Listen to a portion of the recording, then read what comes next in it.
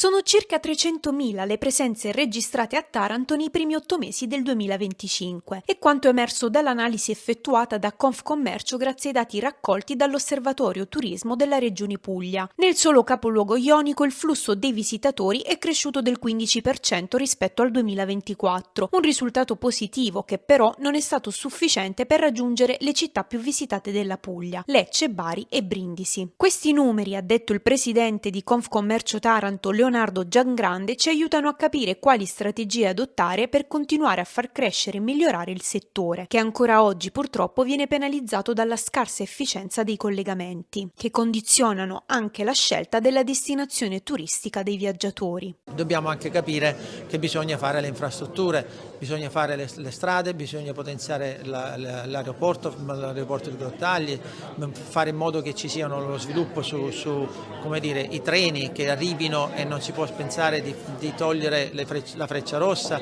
e quindi anche le destinazioni, perché la gente la dobbiamo portare qui. Le strutture ricettive infatti registrano un numero molto basso di pernottamenti che non corrisponde agli arrivi dei visitatori, i cosiddetti turisti di passaggio che difficilmente restano a Taranto per più di un giorno. Secondo il presidente provinciale Federalberghi Marcello De Paola, la città dei due mari resta al momento una meta irraggiungibile. La raggiungibilità della meta turistica per noi resta evidentemente un gap fondamentale da colmare.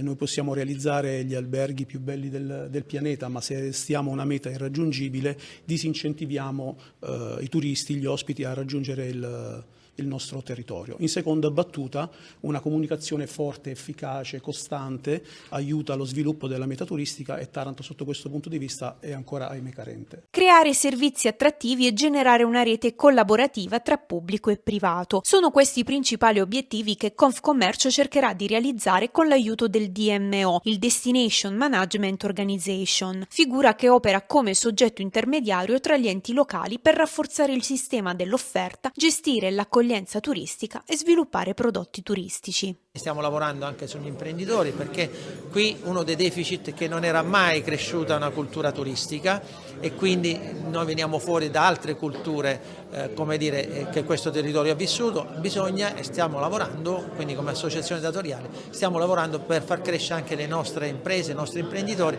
ma vogliamo che la politica faccia la sua parte attraverso un percorso chiaro, deciso e programmato di infrastrutture e di sviluppo di un territorio.